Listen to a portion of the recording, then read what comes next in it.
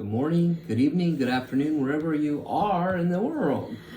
Maayong gabi, maayong buntag, o kung asa man kamo karon. This morning we want to wish you a Merry Christmas.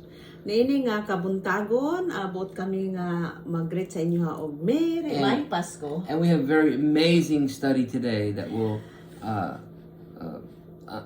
it's going to tickle your brain. Karon ana ay maanindot nga mensahe nga among pag-share karon. Yes. Taga? And we hope you're enjoying the Christmas season as much as we are. Nagkinaot kami nga kamo na enjoy sa pagselebrar ni nga Pasko. Let's go into the Word. Sige, maato ta sa pulong. Sarah's going to open with the prayer and then we'll get started. Mag-ampot kita. Amahan namo nga dalaygon, salamat kay Lord nining takna sa kabuntagon. Lord, ikaw magapanalangin ni sa among tun-an karon Lord nga among ipahayag ang imong pulong. Lord, ihogi kami Lord sa imong balang espiritu. Salamat Ginoo kini among dawaton in Jesus name. Amen. Amen. Amen. So we serve a risen Savior. Nag-alagad kita sa manluluwas. But before he rose from the dead, Sa wala pa siya nabanhaw gikan sa kamatayon, there was a star in the sky over Bethlehem.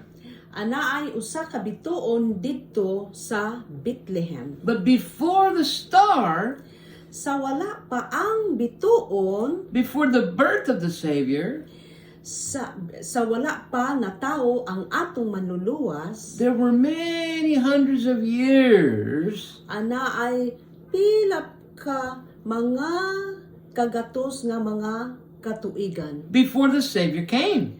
Sa wala pa naabot ang manluluwas. And prophecies were written about the birth of the Savior. Og ang propesiya na bunyag sa diha nga natawo. In the book of Micah, Diha sa libro sa Micah, chapter 5, kapitulo 5, we see that the scriptures prophesied makita nato nga ang scripture nagapropesiya that a child would be born, nga ang bata mahimugso.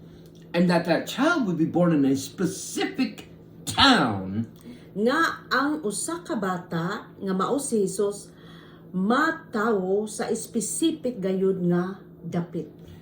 oh little town of Bethlehem. O ang gamay nga lugar nga mao ang Bethlehem. We sing that today, Kana atong ginakanta sa panahon nato karon. but why do we sing oh little town of Bethlehem today? Ngano nga mukanta man ta kana nga kanta nga a little town of Bethlehem. We sing that song because the prophecy was fulfilled. Nagakanta kita ni anak nga alawiton tungod kay ang propesiya nahitabo. Before Jesus Christ was born, Sa wala pa nahimugso si Jesus Christ, there was no song about Bethlehem. wala gayoy kanta nga nahitabo mahitungod sa Bethlehem. There was no song about the Savior. Wala gayoy awit mahitungod sa manluluwas. There were only prophecies.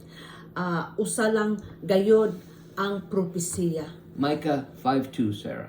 Micah, basahon nato. You can read. Christ would be born. Micah, here I'll pull it up. Let me pull it up. Okay. I'm sorry. Let me get it real quick. Micah chapter 5 verse 2. If you have your Bible, you can turn to Micah chapter 5 and verse 2. Diha sa Micah kapitulo 5 bersikulo 2. And I'm going to read it from the Message today because it's a little clearer. Okay. But you, Bethlehem of Judah, the smallest town Kini ang pinakagamay gayud nga town nga baryo kumbaga. Little town of Bethlehem. Ingon nga gamay nga dapit. A small Judean village. Gamay kaayo nga dapit sa Judah. You will be the birthplace Nga sa diin ikaw gayud mahimugso of my king, sa ako nga hari. who is alive from everlasting to everlasting. Nga mao ang buhi sa walay katapusan ngadto sa walay katapusan. Before the birth of Christ, Sa wala pa natawo ang manluluwas nga si Kristo. this was written, Kini gayud ginasulat na. Amen. and they looked forward, Ug sila lantaw gayud not knowing nga wala gayud sila ingon nga nakahibalo that Isaiah 7:14 nga diha sa Isaya kapitulo 7 bersikulo 14 a virgin would give birth to a son.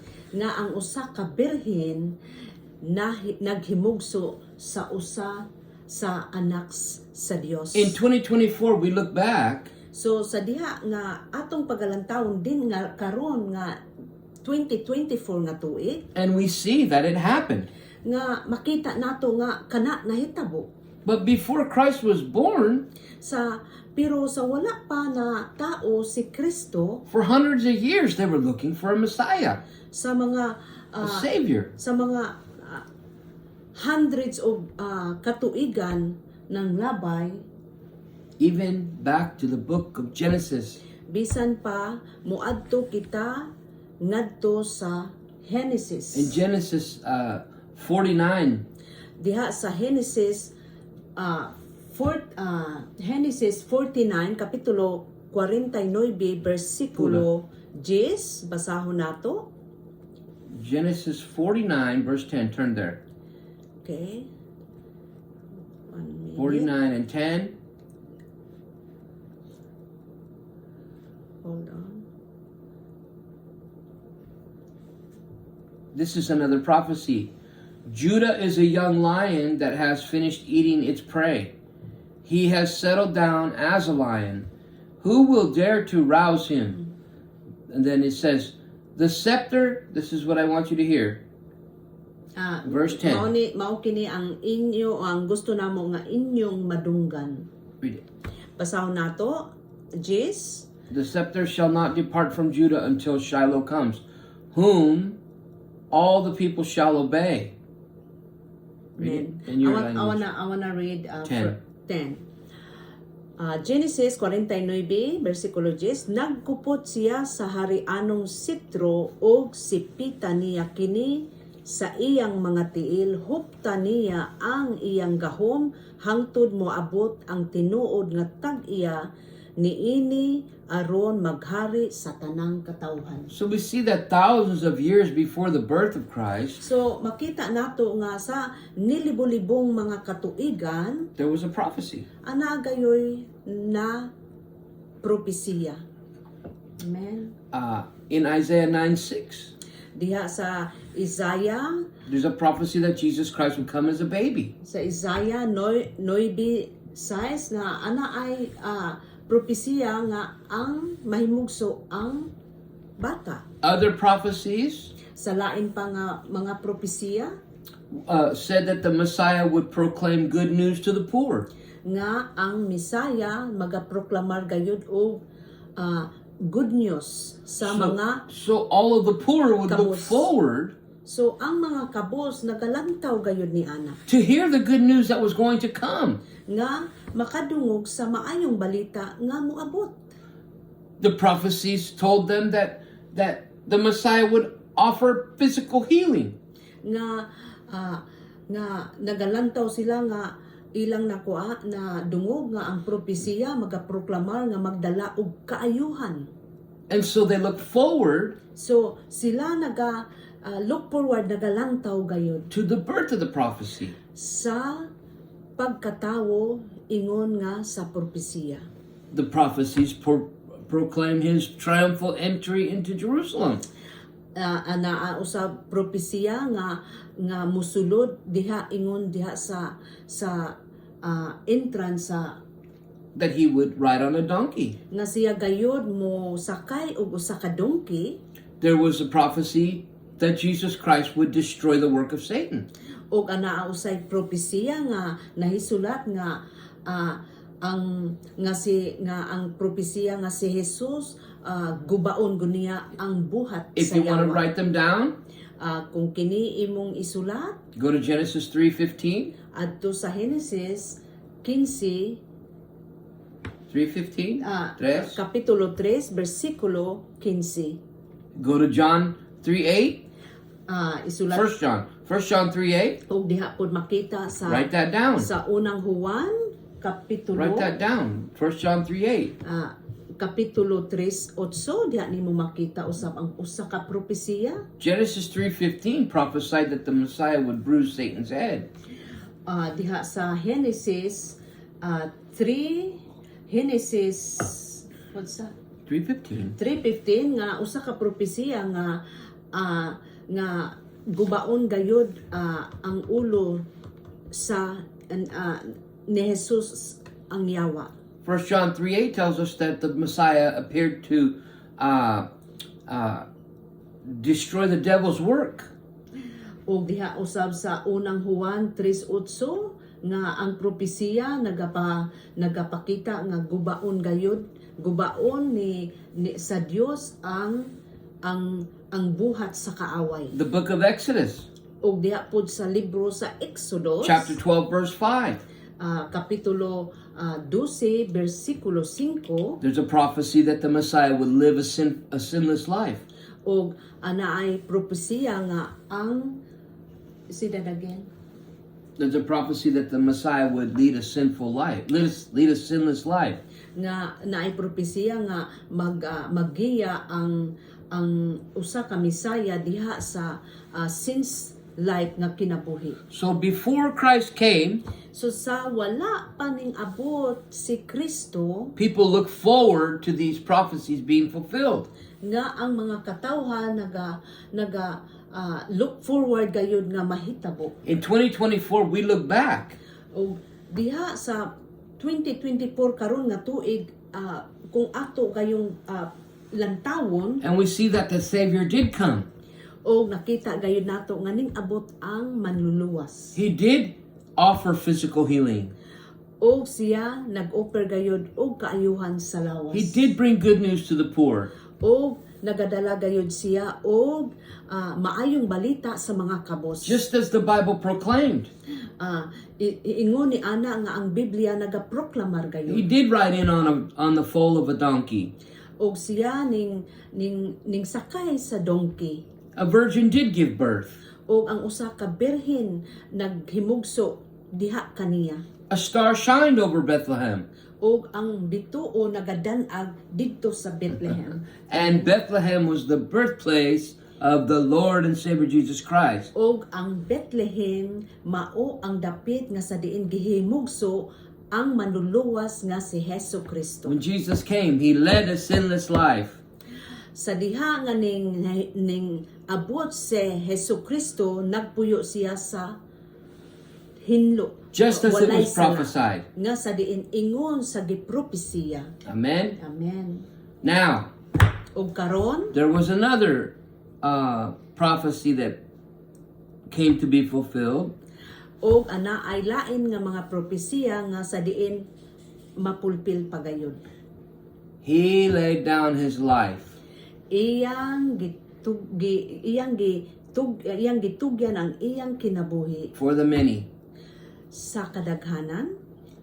He was wounded for our transgressions, as Isaiah wrote. Siya na gilabud-laburan na samaran sa And atong mga sala. He was bruised for our iniquity.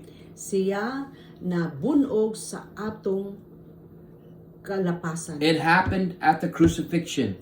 Nahitabo na sa panahon sa crucifixion. In 2025, we look back. In 2020. 2024, we look back. sa karon nga 2024 nga tuig kung atong lantawon and we see all of these prophecies fulfilled. o nakita nato nga kini nga mga propesiya nahitabo. But the people who lived before Christ, Ang mga katawhan natawo sa una nga natawo sa wala pa si Kristo, for hundreds of years, looked forward to these things. sa mga gatusan nga mga tuig naglantaw kini nga mga panghitabo. They lived in the time before Christ. Nagpuyo sila sa panahon nga wala pa panahon ni Kristo. But they looked forward to the prophecies of Christ Ug sila nagalantaw sa mga propesiya ni Kristo nga to mahitabo save them from their poverty, aron sa pagluwas sa ilang kakulangan, to bring them the healing, aron sa pagdala og kaayuhan, and to bring them the promises. og sa pagdala sa mga saad. They looked forward. Sila nagalok forward gayud. We look back. So kung atong lantawon talikod, I think that's clear. kini gayud usa ka klaro. Amen? Amen. Okay, now, Og karon where are we? asa naman kita? What are we looking forward to? O unsa ang ato sa atoa karon, unsa ang atong gilantaw? We know that Jesus rose again, Kabalo kita nga si Jesus nabanhaw, and even the ascension of Jesus Christ going into the heavens was prophesied before it happened. nga bisan sa pagkayab ni Jesus ngadto sa langit kana gipropesiya usab.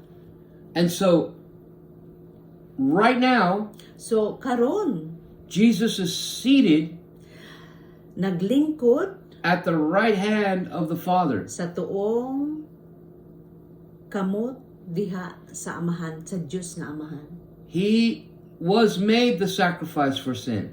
O siya nabuhat nga ingon nga sakripisyo To sa atong mga sala, To save the world. aron sa pagluwas sa tibuok kalibutan. For God so loved the world Kay gigugma sa Dios ang kalibutan, that He gave His Son. nga sa diin gihatag niya ang iyang bugtong nga anak. And at this moment, Og niini nga taknaa the Son is sitting at the right hand of the Father. ang anak sa Dios nga mao si Jesucristo naglingkod sa tuong kamot diha sa Dios nga amahan. In Matthew 24, Ug diha sa Mateo 24, the Bible gives us ang Biblia naghatag kanato an explanation ingon nga usa ka explanation pasabot about how it would be in the last days. nga kung unsa gayud mahitabo ang sa katapusan nga mga adlaw. We look and we see these things coming. Og nagalantaw kita og kining nahitabo. Just like they looked forward to the first appearance of Christ on the earth. Nga sa diin sama usab kanila nga naglantaw sa pagpakita ni Jesus. We have the prophecy that Jesus Christ is going to return. Kita ana ay mga propesiya nga si Jesus mubalik gayon. Amen? Amen. Isn't that exciting? Dili ba na usa ka exciting nga pamation? The Bible says Ang Biblia nag-ingon in 1 Thessalonians chapter 5 diha sa 1 Thessalonian unang Thessalonian kapitulo 5 that of the times and seasons nga ang panahon ug ang takna of the return of Jesus Christ, diha sa pagbalik ni Jesus, which we are looking forward to, nga sa diin kita nagalantaw gayud. just like they looked forward to the birth of Jesus Christ. Nga sa diin sama kanila nagalantaw sa pagkatao ni Jesus, ingon usab kita nagalantaw sa pagbalik sa The Dios. Apostle Paul writes, Si Apostol Pablo nagsulat, of the times and seasons, you don't need me to write to you about that. nga si Apostol Pablo nagsulat nga dili na kinahanglan nga kami magsulat pa. And he tells us, Og nagsulti kanato you know perfectly, nga nakaba, where is that? you know perfectly, 1 Thessalonians chapter 5, verse 2, you know perfectly that the day of the Lord so cometh as a thief in the night. So it's prophesied that Jesus Christ is going to return as a thief in the night. Okay, I wanna read, but so that it's clear. 1 Thessalonians chapter Chapter 5, verse 2, 1 and 2. 1 and 2. Mga igsuon, dili na kinahanglan nga sulatan pa kamo kung kanusa mahitabo kining mga butanga. Kamo mismo nasayod kaayo nga ang pagbalik sa Ginoo sama sa usa ka kawatan nga moabot sa gabii. Okay, so you read verse 2? Chapter 1 and 2. Okay, now in verse 3, O karon diha sa bersikulo 3, we have a prophecy naay usa ka propesiya that hasn't occurred yet, nga wala pa gayud nahitabo, that we are waiting for. nga sa diin kana atong gihulat. And this is a prophecy of sudden destruction. O kini usa ka propesiya sa ingon nga Sudden destruction. nga sa makalit nga kalaglagan. Read verse 3. Basahon nato inig bersikulo 3. For when they shall say peace and safety, then comes sudden destruction upon them, as travail upon a woman with child, and they shall not escape. Inig ingon sa mga tao, malinawon ang tanan ug luwas sa kakuyaw. Sa kalit miabot kanila ang kalaglagan sama kakalit sa sakit nga bation sa babayi nga nagbati. Unya dili sila makalikay niini. He warns us.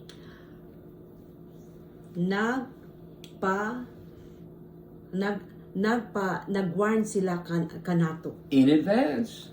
Ingon sa diin sa unahan. These things are coming. Nga kani mga butang may tabo gayud, moabot gayud. But you, brethren, are not in darkness. Verse 4, that day should overtake you as a thief. 4. Amen. Basahon nato, apan kamo mga igsuon, wala magpuyo diha sa kangitngit, busa dili kamo makalitan sa maong adlaw nga moabot sama sa usa ka kawatan. How are we not in darkness? Unsaon nato nga dili kita maanha diha sa kangitngit. How do we know that these things are going to come? Unsaon nato pagkahibalo ning mga butanga nga moabot. Because we know that the Word of God has spoken before. Kabalo kita nga ang pulong sa Dios nagapanulti kini sa wala. And sa a great light did come into the world. Og ang bantugan nga kahayag ning abot. If we can trust the prophecies of Christ Kung kita makasalig sa propesiya ni Kristo and His birth into the world o sa iyang pagkatao and His dinhi sa ascension kalibutan into heaven, og ning bayaw siya ngadto sa langit, and if we know that Christ sits at the right hand of the Father, og kung kita nakabalo nga si Jesus naglingkod sa tuong kamot sa Dios, we have the light, kita anaay kahayag. and we're the children of light. Og kita mga anak sa Dios. We know that we're not going to be overtaken, Og kabalo kita nga dili gayud kita ma-overtaken. because the same way they were waiting for Jesus to appear, Nga sa diin sama kanila nga nagahulat sa pagkahimugso ni Jesus. we too are waiting for our prophesied return of Jesus Christ. Og kita usab nagahulat ingon sa mga propesiya sa pagbalik ni Kristo. Verse 5. Versikulo 5, basahon ko, kamong tanan iya sa kahayag ug iya sa adlaw. Dili kita iya sa gabii o iya sa kanitngit. Verse 6. Versikulo 6. Therefore let us not sleep as others do, but let us watch and be sober. Go ahead. Verse 6. Verse 6, busa dili kita mga tulog sama sa uban kun dili magtukaw o magmaligdong kita. Are you watching? Ikaw ba naga-watch Or are you sleepy? o Or ikaw ba natulog? Or are you asleep? Or ikaw ba tulog? I think this will wake you up. Kini kini usa kini nga pagmata pagpukan kanina. Some people are drunk with the world.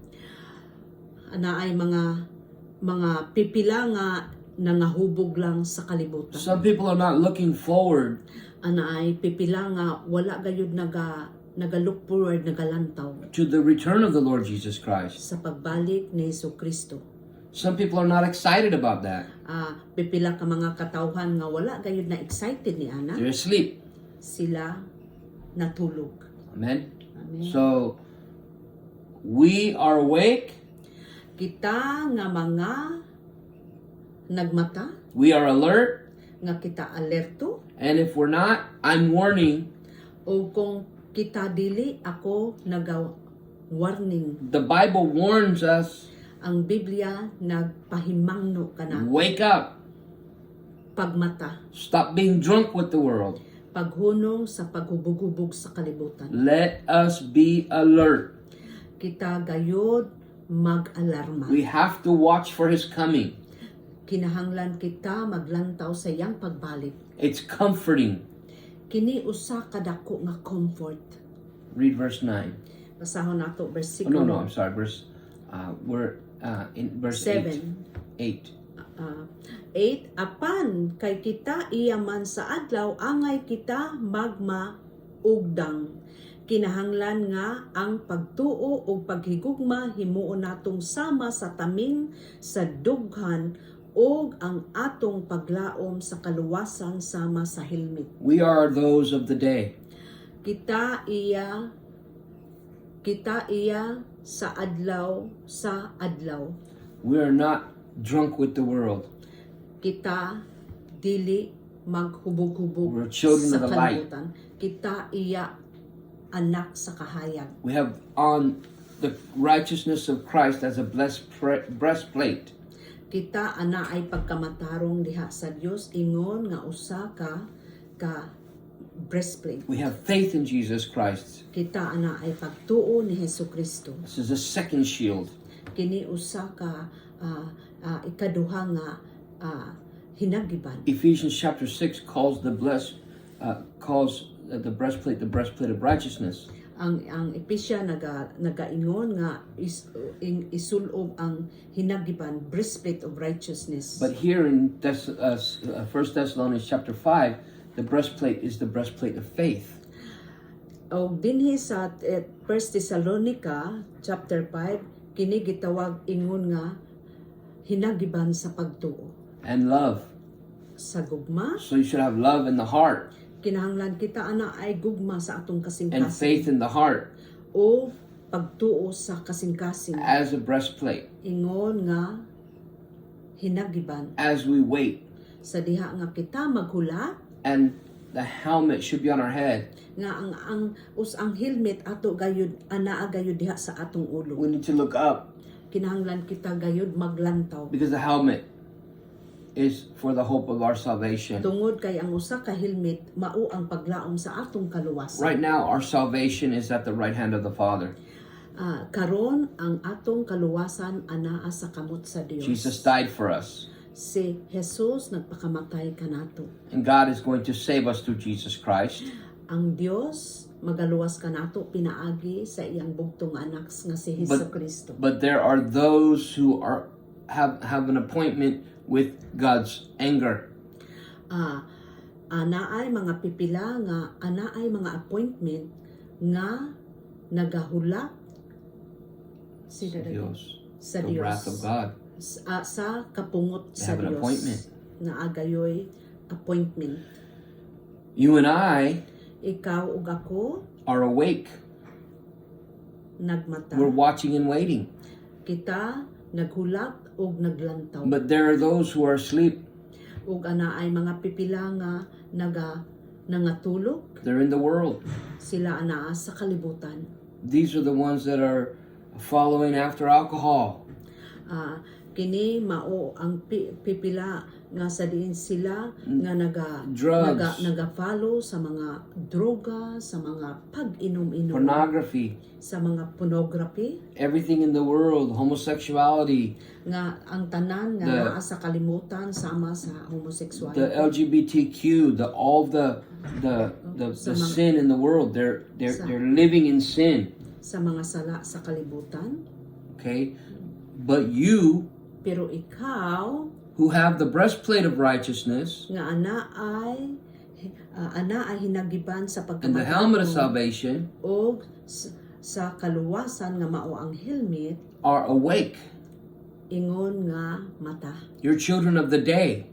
Ikaw ug ako anak sa You are not in darkness. sa adlaw. Wala ikaw sa kaniti. And the prophecy is telling you Ug ang mga propesiya sulti kanimo ug kanako that there are those who are not going to make it. nga ana agayoy mga pipila nga dili gayud makalahutay. But there are those who are going to make it. Og ana Verse usab 9. nga makalahutay diha sa bersikulo 9. For God hath not appointed us to wrath, but to obtain salvation by our Lord Jesus Christ. Basahon na to. 9, ang Dios wala magpili kanato aron kita iyang silutan kundili aron maluwas pinaagi sa atong Ginoong Hesukristo. Now, Karon, you are not appointed to wrath. ikaw wala gipili aron aron silutan. If you are in Christ, Kung ikaw anaa diha kang Kristo. there are people that are not into Christ. Naay mga katawhan nga wala gayud diha ni Kristo. They're into the world. Anaa lang gayud sila sa kalibutan. They're into their promiscuity, Naa sila dito sa sleeping around, nga pornography, drugs, alcohol, everything the Bible calls sin. nga ang tanan nga gipunti sa Biblia nga mao ang sala. Their sleep. Sila tulog. God hath not appointed us to wrath, but to obtain salvation by our Lord Jesus Christ, who died for us. That whether we be awake or sleep, that means dead or alive, we should live together with Him. He's coming again. Read 9 and 10 again. They go together. Basahon ko sa 1 Thessalonica Kapitulo 5 magsugod sa bersikulo 9 ug 10. Ang Dios wala magpili kanato aron kita iyang silutan kundili aron maluwas pinaagi sa atong Ginoong Hesukristo. Amen. 10, gihatag niya ang iyang kinabuhi alang kanato aron kita mabuhi uban kaniya. So we can comfort. Buhi man kita o patay inigbalik niya. Amen. We can take comfort in this. Kani usa ka dakong comfort o dako kaayo nga comfort Verse 11. kanato. Versikulo 11. Tungod ni ani niini pagdinasigay o pagtinabangay kamo sa inyong gihimo karon. Amen. It's not you by yourself. Dili lang sa imong kaugalingon ug kanako. We're not walking this walk alone. Kini wala gayud kita naglakaw nga nag-inusara. The Bible tells us to take comfort. Ang Biblia nagdasig kanato nga sa diin magkuha og comfort niini. Together. Aron sa paghiusa, pagtinapangay sa That's why we're here. nga sa diin mauni ang hinungdan nga naa kami karon. To bring the words of comfort. Aron sa pagdala o Amen. pulong sa pagdasig kaninyo ug kanamo. To let you know that there's a God who loves you. Nga sa diin ipahibalo namo diha kaninyo nga naay Amen. Dios nga nahigugma kanimo ug kanamo. And for those who refuse Jesus Christ, Og sa kinsa kadto dumili di bato kang Kristo, they will not be taken. sila gayo dili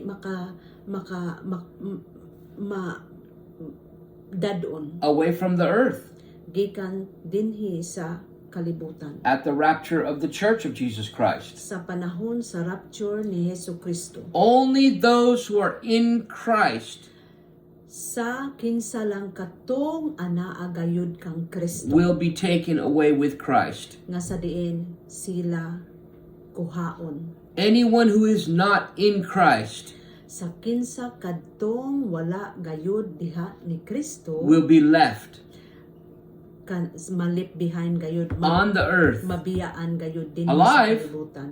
Buhi to face the wrath of God aron sa pag-atubang sa kapungot sa silot sa because Dios. they were drunk with the world. Tungod kay sila nangahubog dinhi naghubo na naglangoy naghubog sa kalibutan Living in darkness. nagapuyo sa kangit-ngit And there are prophecies for you too. og anaaw say mga propesiya diha kaninyo You who reject Christ, sa kadtong nagasalikway sa Dios. there will be wars. Naagayoy mga gubat, There will be natural disasters, naagayoy mga disaster nga mahitabo widespread wars. nga ang ang gubat The Bible prophesies famines, ang hunger. Biblia nagapropesiya sa mo abot nga kagutom. We're already witnessing an increase of wickedness. Ato na gayong nasaksihan ang pag-usdang But it will get worse. o kana gayod magka-worse pa gayod. The Bible says there'll be signs in the sun and the moon. Ang Biblia nag-ingon nga naay mga sign sa bulan o sa mga bituon. There's going to come a time Naay moabot gayud nga takna called the Great Apostasy. nga ang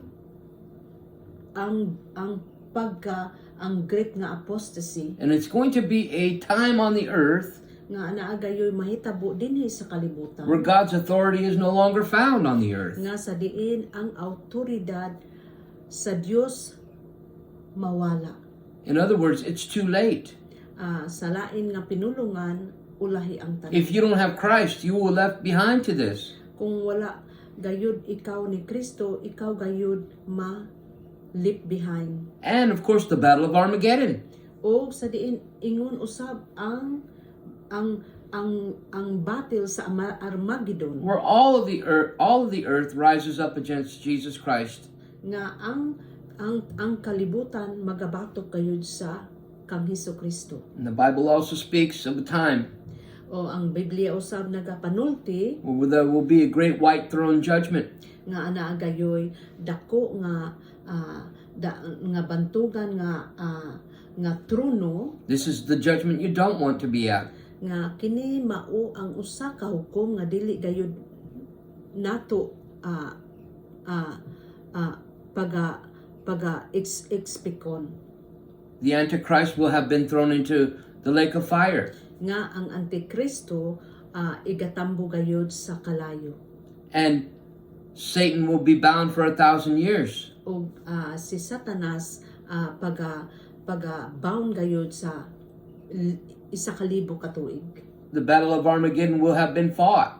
nga sa diin ang battle sa Armageddon There will have already been a time where the world experiences tribulation like never before. nga naagayoy mga pagalutason nga nga pinakakuyaw nga dili wala pagayod na hitabo sa kalibutan Terrible, terrible judgment and wrath falls upon the earth. nga pinakaterible nga mahitabo nga moabot dinhi sa kalibutan Judgment after judgment after judgment. nga ang paghukom o paghukom human sa paghukom o silot Will have fallen. nga mahagbong And at the end, o sa katapusan if you're not found in Christ, kung wala ikaw na diha kang Kristo. the Bible prophesies Ang Biblia nagpropesiya gayud that you will stand before Jesus nga Christ, ikaw magabaro gayud diha not as your king, nga si Kristo dili ingon imo nga hari but as your judge. kun dili ingon nga imo nga maghuhukom. And like the Antichrist, Ingon usab sa Antikristo and like the false prophet, ug sa mga mini nga mga magtutudlo if you are not found in Christ, kung ikaw wala diha nakit-an kang Kristo, your name has not been written in the book of life. nga ang imong pangalan wala nahisulat sa libro sa kinabuhi, You too will be cast into the lake of fire. ikaw usab igatambog ngadto sa lake of fire That Jesus nga mao spoke ang about. impyerno, nga mao ang gisulti ni Hesukristo. We've been warned. Kita gayud gipahimangnuan, We are without excuse. kita wala gayoy ika pangatarungan pa, And if you're left behind, nga kung ikaw usa na biyaan left behind, you will fully understand why. o imo gayong masabtan sa kinatibuk-an og ngano. I don't like to think about these things. Kini dili nako gayud ingon nga dili nako gusto nga kini mahuna-hunaan ako, And none of us are comfortable thinking of these things. o ini bisan isa kanato nga magahuna-huna niini nga mga butang. God has not appointed us Ang Dios wala nagpili kanato to wrath. sa kalaglagan. We are in Christ. Kita ana adiha kang But Kristo. those who reject Christ Pero sa kinsa kadtong nagkasalikway sa Dios, face prophecies. magaatubang gayud sa dakong propesiya And one day nga moabot nga adlaw, we will look back ato gayong pagalantawon and see that these things happened, nga kining mga butanga mahitabo kayo, and they all happened for a reason. o kini mahitabo sa dakong rason. Should we hate these prophecies? Kini ba atong kasilagan nga mga propesiya? Verse 20 tells us, do not despise. Diha sa Verse 20 says, do not despise the prophecies. ayaw gayod i-despise ang mga propesiya. He warns us in 22, Nagpahimangno siya kanato. abstain from all evil appearance. Basahon Hold nato, back. basahon nato sa I wanna read 19, okay? Read 19 through 23. Basahon nato sa 1 Thessalonica kapitulo 5 bersikulo 19 hangtod sa 23. Ayaw ninyo santaa ang Espiritu Santo. 20. Ayaw tamaya ang mga mensahe gikan sa Dios. 21. Sutaan ninyo ang tanan, ang pingi ang maayo.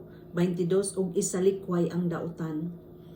23. Hinaot unta nga ang Dios nga naghatag kanatog kalinaw hingpit nga maghimo kaninyong balaan aron walay makitang salawayon sa tibuok ninyong pagkatao sa espiritu ug kalag ug lawas hangtod sa pag-abot sa atong Ginoong Hesukristo. So quench not the spirit, despise not the prophesying, prove all things, hold fast to Christ, abstain from evil, Amen. and the very God of peace will sanctify you wholly, and faithful is he that calls you. Verse 24, we're going to close. 24 sa atong pagatapuson, matinud-anon ang nagtawag kaninyo og buhaton gayud niya kini. He will do it. Kini gayud iya gayong buhaton He will sa do it. whether we It's a like warning. whether we like it or na We're honest. we're not supposed to not like it. Musugot man ta og sa dili kini nga mga propesiya sa Biblia mahitabo ug mahitabo gayud. So ako og si Daniel